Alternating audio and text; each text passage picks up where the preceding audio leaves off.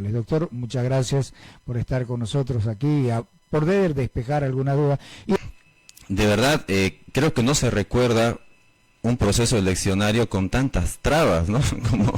como las elecciones judiciales.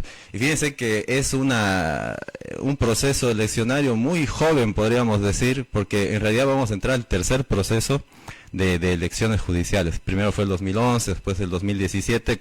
Evidentemente, hay muchas trabas planteadas, sobre todo por aquellos ciudadanos, aquellos candidatos que se han visto de alguna u otra manera fuera de estas elecciones, ¿no? También es muy importante entender que esta crisis, porque ya es una crisis en este punto, viene de hace mucho tiempo, ¿no? Se ha profundizado mucho más el año pasado, por supuesto, con la autoprórroga de la que tanto se habla, ¿no?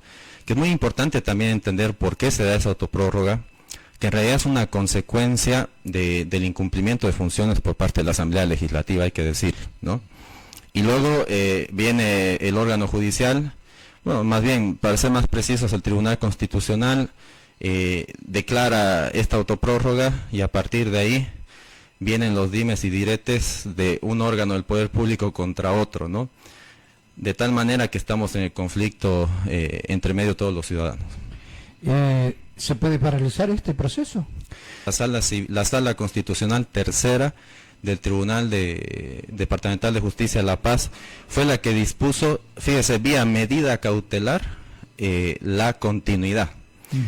Y los tribunales de Beni y Pando, que habían dispuesto la suspensión, también la habían dispuesto vía medida cautelar. Entonces, muy importante es entender qué es una medida cautelar y si esto paraliza, como usted me pregunta, totalmente las elecciones o las pone en riesgo, ¿no?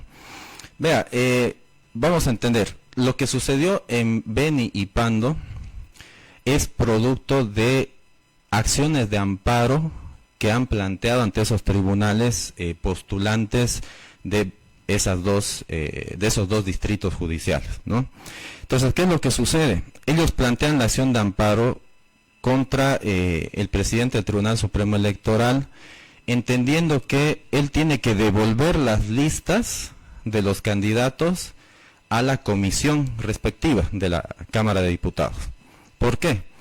Uno de ellos señala que él había obtenido 150 puntos en la calificación.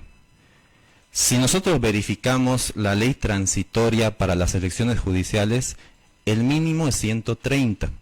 Lo que él alegó en esa acción de amparo es que se le vulneraron sus derechos constitucionales. ¿Por qué?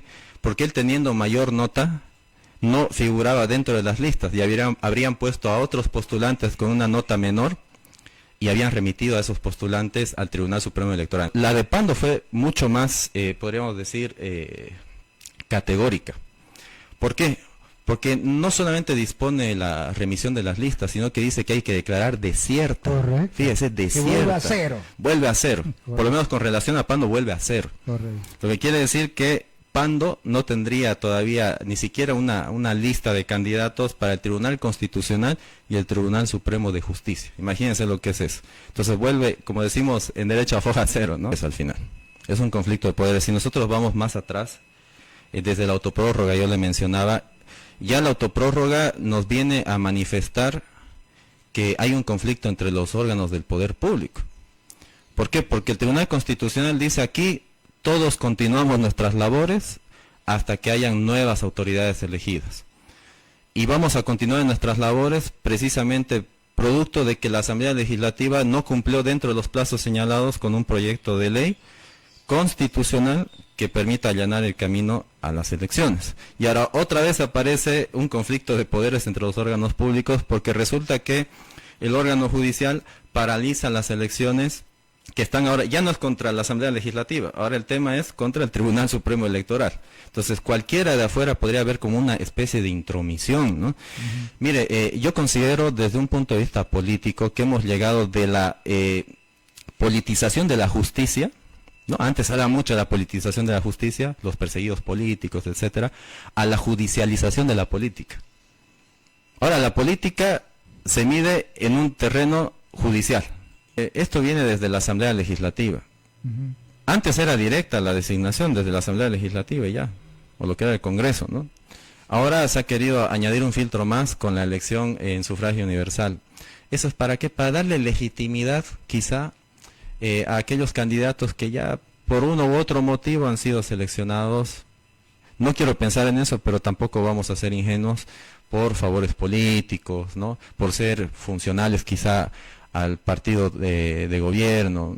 Es decir, es que mucho se habla de la separación de poderes, pero yo personalmente creo que la separación de poderes es una utopía. O sea, no hay totalmente una separación Y de no es poderes. cuestión de este gobierno. No es cuestión de este gobierno, esto es de siempre. Siempre. Siempre. El gobierno que ha estado ha tenido el Poder Judicial a su Exactamente. disposición. Antes las famosas coaliciones, digamos, ¿no? Entonces, que haya una separación real, no la hay.